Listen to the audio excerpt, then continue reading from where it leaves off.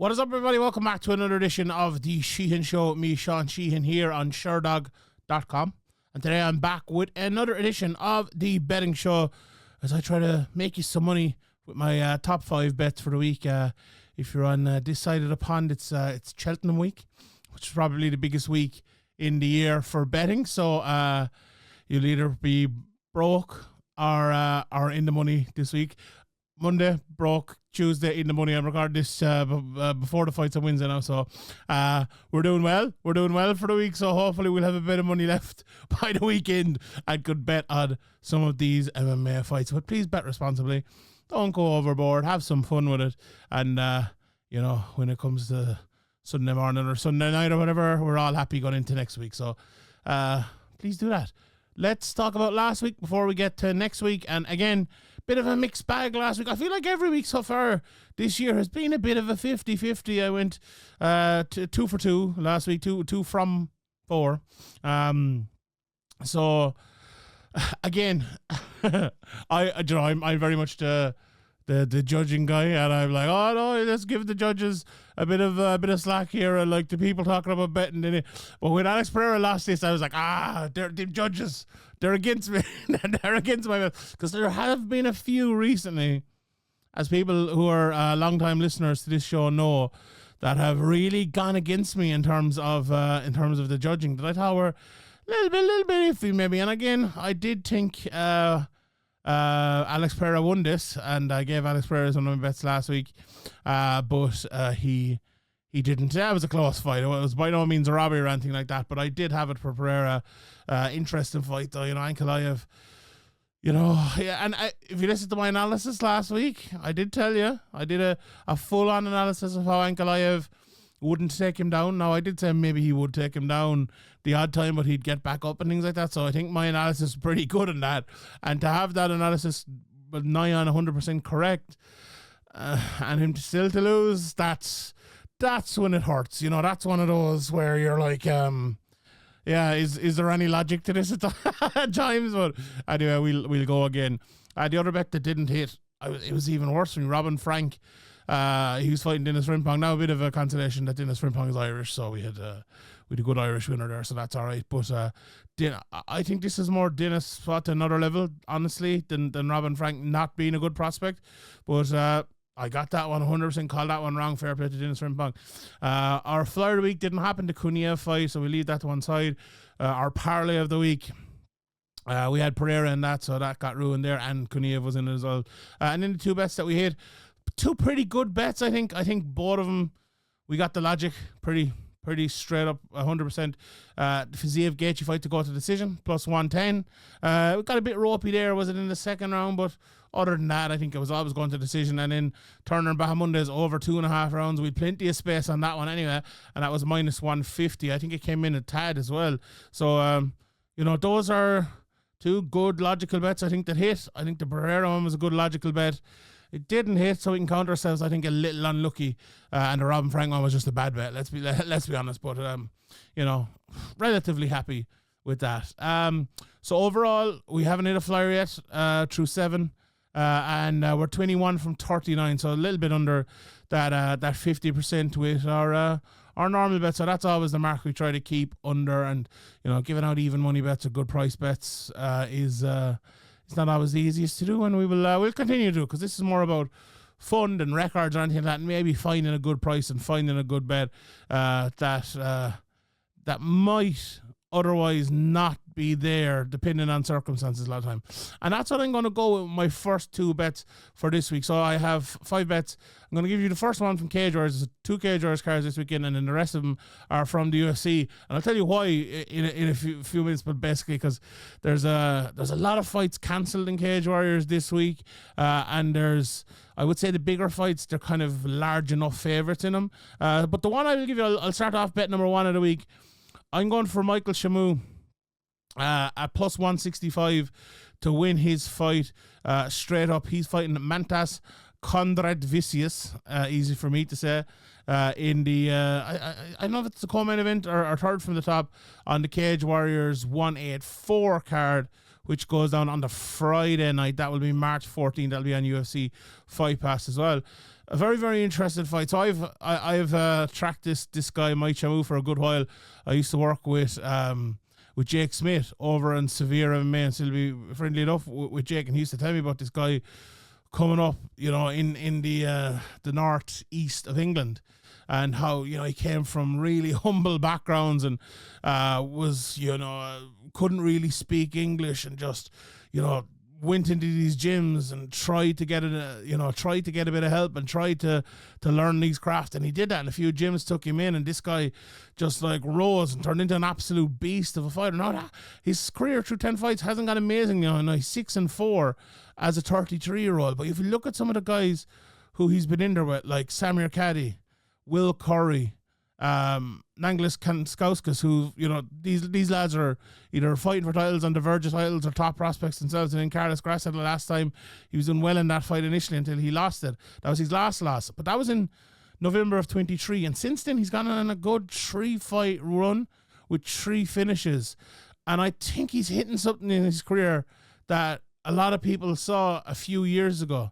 Like, he only debuted in 2021 as a pro, only had a couple of amateur fights, I think 3 amateur fights before that, and beat some good guys as an amateur as well. So this guy's only 4 or 5 years in mixed martial arts, and I think you could see him on his way up. He has the raw ability to do a bit of everything. It needs to be honed, and I wonder if now is the time that it's honed, because if it is, this price is really, really, really good at +165.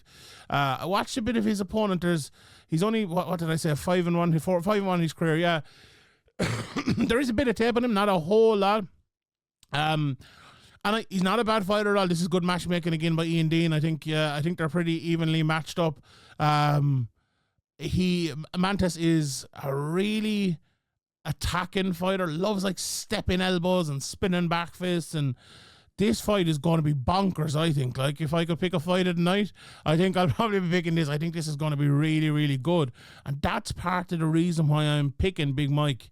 Because you get into that sort of fight with him, I don't think you're coming out on the right side of it. Because a lot of times when Tchamou lost, it's against guys, you know, who are maybe further on in their careers, or like Will Curry might be like it might be a little bit bigger than him or more athletic than him.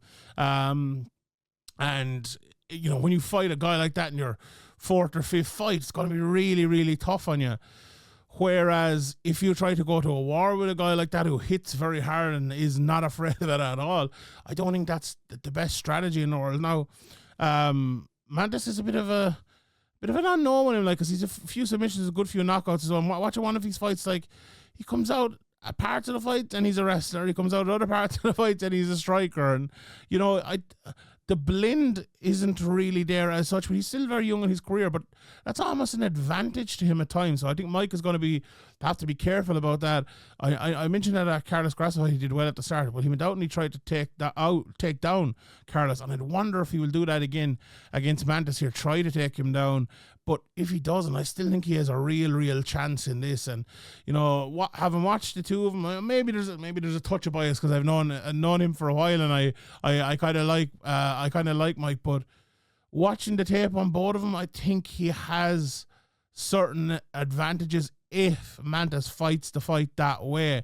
Like, maybe he'll come out and he'll try to outpoint him or jab him up, or maybe try to get a takedown. But that's not the way he has fought previously in a lot of his fights. Now, there are kind of big clinches and stuff in some of his fights, but I think Mike is very strong kind of in the clinch, especially getting out, and he'll trip you and slam you as well in a second, and he has vicious ground and pound. So just a lot of the good things I saw from Mantis, I was like, maybe Tchamou has an answer to that. So that's kind of the big part of the reason why I actually picked him. So and the other part of the reason, probably the biggest part, is +165. I think that price is very, very, very good. Let me just see if it. I looked at that yesterday. Let me just see if it's up there. He's actually +170 now. He's actually +170 on the betting odds over in Fight Odds IO. So we'll adjust that in our notes and go to +170. But yeah, I love that price. If it was to get lower, you know, I'd think about it a bit maybe, but I do like Mike straight up. And when you give me +170, I'm gonna have to go for that. So First bet of the week, Mike Tchamou, plus 170. We'll pop back at the end and talk a little bit more about cage warriors, but let's get into bet number 2 here, first of all. And obviously this is from the UFC Fight Night. And I'm going to go for Ryan Spann against Waldo Cortez Acosta. And this is going to be kind of the opposite of the last bet. And Ryan Spann, he's plus 150, and again, that's a large part of the reason why I went for this, him being plus 150. Like, you look at Ryan Spann, you look at Waldo Cortez Acosta, and you see, you know, what's the main difference between them? I think it's probably the level of competition, 1, and 2, it's probably a bit of how would I put this, cleanliness in there. Like, I think Waldo Cortez Acosta is the type of guy who goes out there and he tries to land his big shot, and if he doesn't, he's won a good few decisions in his career, so he's not a guy who can't win decisions. But I'll put it to you this way: is he the type of guy who will win a decision against a higher level of fighter? Like, he lost to Marcus Rogerio de Lima, who's the best guy he's beaten by decision. You know, you could argue, Jesus. Well, he's been Arlovsky, like, historically, but yeah, and I just think, you know, Ryan Spann gone up to heavyweight, new lease on life. You know, he has a win over Van Semperu last time out in October last year. He had lost 3 in a row, but like before that, he was beating Dominic Reyes, Ian Kutelaba, Misha Serkinov, you know, the likes of Sam Alvey, Nogueira, Emiliano Sardi. Like, he's some good names on his record. And okay, he has a lot of losses as well to Krylov, Smith, Guskov, Johnny Walker, and many others. But I think him at his best can cause a lot of problems for, like, the heavyweights that maybe have been, you know, kind of going along on their laurels now. He's 12-1, Waldo Cortez Acosta. And again, he's not the worst fighter in the row. He's not just a big knockout artist, but I feel like against a guy like Spann, who's going to be quicker than him, he's going to move a little bit better than him. And I think he'll struggle. And I also think that, and this is, you know, maybe easier said than done for a guy like Spann, but if he can just throw his shots and avoid the shots of Waldo Cortez Acosta, okay, easier said than done. But, like, you get what I mean. Like, be a light heavyweight against a heavyweight. No, be on your bike a little bit. Let him be the slower guy. You be the faster guy. That's how you pick up a win in a fight like this, I think. Also, I think the ground game could be a big advantage for Ryan Spann. Like, you look at his record, he's 13 submission wins. You know, Waldo Cortez Acosta has never really met a guy who's going to be that good on the ground. But what if Ryan Spann went across the cage and got a takedown and put him down there and submitted him? You know, I could see that. Like, he submitted some good guys. You know, I mentioned OSP, Kutelaba. He submitted both of them, so if he can submit them, I think he can submit Waldo Cortez Acosta. And I think a plus 150, I think it's a good bet because, you know, Spann is only 33 years of age as well. You know, he's a big guy for a weight class, 6'5". I'm sure he was cutting weight to get down. I probably should have checked, but I assume this is at heavyweight, isn't it? It is, yeah. I was like, hold on, is Waldo Cortez cut down? But no, he isn't. Yeah, I like this bet a lot. I think he'll get it done. So Ryan Spann, bet number 2 of the week. Right. The next bet I'm going for is Marvin Vettori. Straight up at minus 148. And honestly, I was a little bit surprised that this wasn't a tad bigger. You know, Vettori, he's a guy that we did a chat. I think I had Ian on a couple of weeks ago. And we talked about the middleweight division and how there's like almost levels to the division at times. And it feels like Marvin Vettori is one of those guys that he will beat everyone under a certain level and lose to everyone above a certain level. Like his losses, Cannonier, Whitaker, Adesanya, you know, and then, you know, we're talking about 6-7 years ago after that. And like his wins, like Cesar Ferreira, Sanchez, Robertson, Hermanson, Holland, Costa, Elizeu himself. you know, that fight, I think it was up on YouTube, I watched bits and pieces of it, and like, it was that fight, you remember, where Vettori just kind of hit and didn't get hit for the whole 3 rounds, and it was the kind of one at the end of it where you're thinking that if this went on for another 10 rounds, it'd probably be the same thing. Now, look, since then, the Lids has gone on and had some good performances. You know, the Imavov is probably number 1, number 2 contender right now. He went to decision with a majority decision. He beat Anthony Smith around the place and beat Kevin Holland pretty comprehensively as well with the doctor stoppage. So, you know, he's not without a chance. But, you know, it's a tough one to look at that last fight and see the way it went and see the fact that the Lids now is 36 years of age, and, you know, Vettori's still only 31.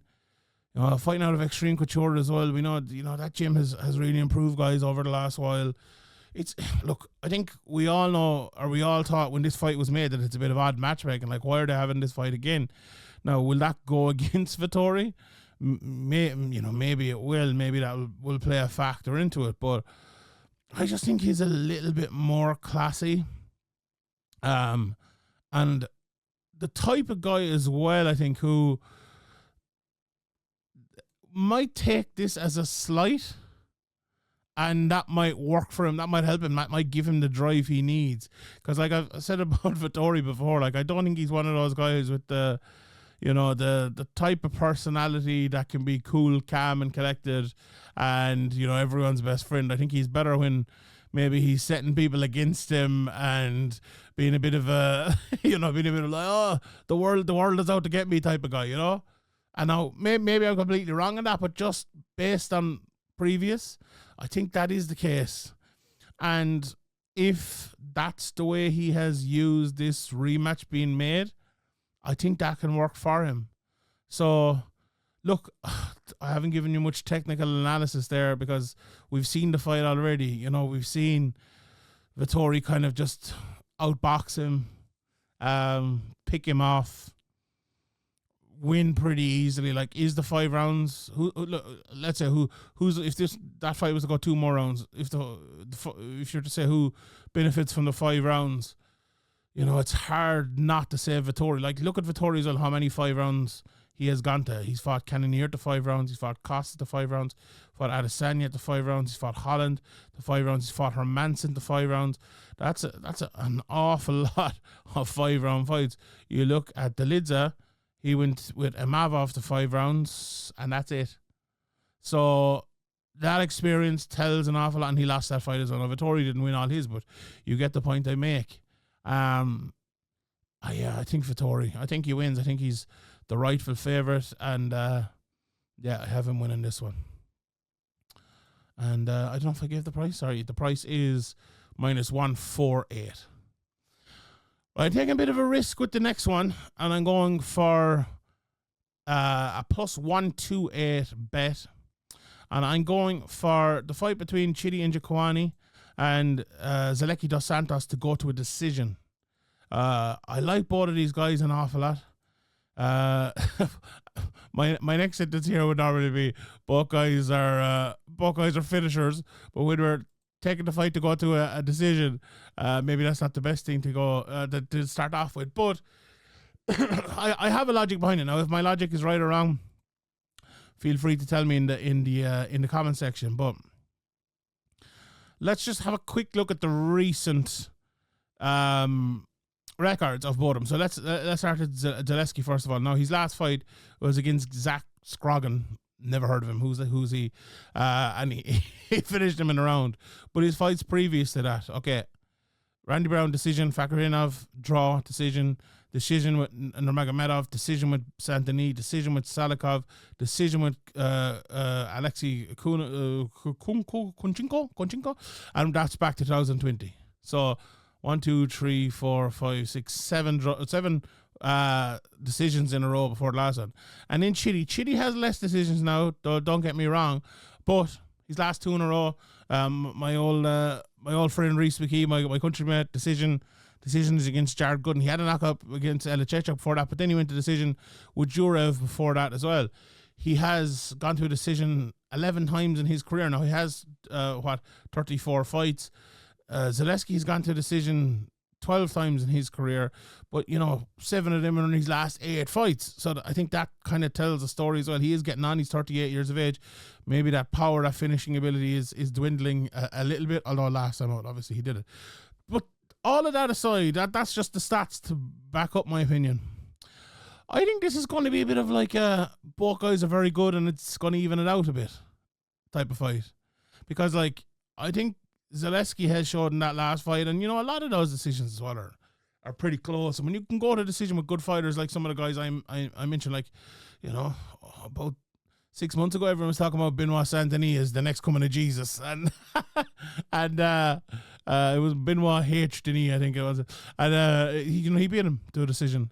So, and okay, it was a few years ago, but I think he's a good, solid, well-rounded fighter, and I think Chidi again is a guy. Maybe Chidi's a little bit like I talked about Mike Tchamou earlier on. At the start of his career, he'd the brother, I suppose, behind him as well. He had to make that name and lost a few, and maybe people weren't expecting him to lose those few, but built a name for himself on the local scene and won a lot of fights and really fought his way to the UFC. And I think you look, he had a few setbacks in the UFC. He won 2 in a row after getting in through the Contender Series, then lost 3 in a row, and the fact he can win 2 in a row again, it says a lot about him, and I think at this time in his career, at 36 years of age as well, he's, he doesn't seem like a 36-year-old just the way he is, the way he fights. I think it is, this seems like a step up, if you get me. Now, maybe, I don't know, maybe people would disagree with that, but it seems like it against Zaleski dos Santos. I think he's ready for that, and I think Zaleski is ready for a fight like this as well. I really think it's going to be very even. I think it's going to be a good kickboxing match. I think both will have opportunities, but I think it's going to be more like some fights like this. It's a knockdown, rock'em sock'em type of fight. I feel like this one might be a little bit more like not as the divide of action as this, but the Pereira Ankalaev fight a little bit, where it is kind of like technical, then one big moment, and then back to technical. I think this is going to be like that a little bit. Now, I could be wrong, and I part of me hopes I'm wrong. I hope it's a war. We'll get over the bets, but yeah, I just have a feeling, having gone back watching bits and pieces of both of them, I think they will both have a lot of respect for their opponents. I think the Chidi fight as well, when he fought Reese McKee, Reese has ungodly power. We've seen it, unfortunately we haven't seen it in the UFC. He's a fight coming up, hopefully we'll be able to see it then, but he knocked everyone out outside of the UFC, and including some very, very good fighters, and Chidi respected him and had that technical matchup. I think he'll respect Zaleski dos Santos and have that technical matchup with him as well. That's why I think it'll go a little bit longer, and that's why I think that is a pretty good bet of plus 128 for this fight to go to a decision. Right, the flyer of the week is a fight I don't think will go to decision, and I'm going to go for Hernandez to win by TKO KO against Kurt Holobaugh at plus 380. Again, this is one of those bets that is your genuine flyer, because Hernandez is a guy who I don't think there's ever been a fighter in the UFC, maybe apart from Terence McKinney, who blows as hot and cold as him. You look at these records, beat Austin Hubbard, lost to Jackson and Aljo, beat Jim Miller, lost to Quarantillo and Money Moicano, beat Brendan, lost to Moises, beat Grutzmacher, lost to Dober, beat Ronaldo, lost to Cerrone, beat Oba Mercia. Look what he's done since. He's just one of those guys. He is one of those guys, and he has, 6 knockouts in his career, knocked out some good guys. He hasn't had one in a while now, so maybe he's due one. It's been a few years since he's had a knockout. I just think Kurt Holobaugh, at 38 years of age, 39 this year, he got back in the UFC after a stint in the Ultimate Fighter, and he's had 3 fights since. He's gone 2-1, done very, very well. But I think this is a major step up against a guy who, with all due respect to his last number of opponents, I think is a better athlete, who's going to start a lot stronger, who's going to go for it early a lot more. And I just wonder, having watched a bit of Halaba, if, I think what he's relying an awful lot recently is he's tricky ground game, but he's kind of his veteran smarts, which you usually don't get from a guy who's, I suppose, found his way back to the UFC after a few years out of it. But that's kind of what he's relying on. I think that will do him well. And you know what? I wouldn't actually be surprised if Halaba won this fight if it went past round 1. I could see him winning round 2 or 3. But I think he could struggle in the first 2-3 minutes of this fight. And I think if Hernandez realizes that and comes out, I think he could get the finish. And when I saw that bet at plus 380, I'll throw it out to you again. Hernandez, Terrence McKinney, and there was another one as well. He fought Hernandez, didn't he? Drew Dober, another guy I threw in there as well. And your man Matt. Oh, what's his name? People are probably roaring at me now. That trains out of Matt Serra's gym. God, whatever his name is. Anyway, he fought Drew Dober as well, didn't he? Let's see if I can find this name through the brilliance of Sherdog, which gives us absolutely every name in mixed martial arts. But anyway, I think Hernandez can manage it in that way, right? I think not that he can manage in that way. I would wonder if Halaba will struggle to manage him in that way. I wonder, will that first 2 minutes just be a little bit tough for him? And that's why I'm going for him. And that guy was Matt Frivola. Right, so those are the 5 bets for the week. Tchamou plus 170, plus 150 to Spann, Vettori minus 148. The fight to go to decision between Chidi and Zaleski at plus 128 and plus 380 for Hernandez. Right. Anything else we want to touch on from the UFC? I'll be honest, there's not a whole lot more on this card. The one guy I was looking at a bit of an outside price is Daniel Barres. I like him a lot as a fighter. He's plus 285 against Andre Lima. Now, Lima is a very good fighter, and I think he's right to be favoured. But Barres at that price is not bad at all. I don't think he's bad at all. The Nunes fight, I think she's minus 180 against Cachoeira. I think that's just about right. Damon Blackshear, massive favourite against Cody Gibson. Again, maybe a little bit too big, but again, I do think he will end up winning that fight. So that's kind of the top and bottom of the UFC. For Cage Warriors Night 1, unfortunately, the George Hardwick fight is off. That's going to be on next week instead. Mike Tchamou is my big bet from that one. Jan Kihagans, I do like him in that fight against Vitrilla. He's minus 155. I think that's a pretty good price, to be honest. So that's probably the one I give you from night 1. From night 2, look, it's very hard when Luke Riley is minus 800. Abasov is a good fighter, though. I don't think he'll win. But if I had to back one of the two of them, I'm probably backing Abasov at that price. But no, I'm not.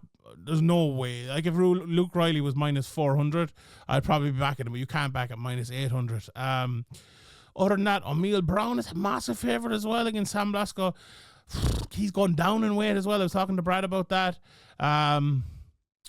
Again, I do think Emil Brown will win, but when you're giving me plus 400 on Sam Blasco, I like that. John Price, I like a lot here.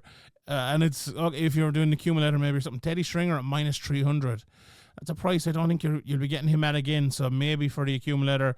Love a bit of Shea Ingram. I think he's only 1-0, young up-and-coming guy. Very, very good price there for his fight. He is minus 290 again, maybe for doing a bit of an accumulator. And that's kind of that from Cage Warriors as well. So 2 Cage Warriors cards this weekend, Friday night, Saturday night, UFC Fight Pass. And you can watch the UFC around the world, wherever you watch it. Beat TNT Sports here, ESPN Plus is it over in America. So that's it from me. Thank you to everybody for tuning in. Really, really appreciate it. My name is Sean Sheehan for Sherdog.com, and I'll see you all next time.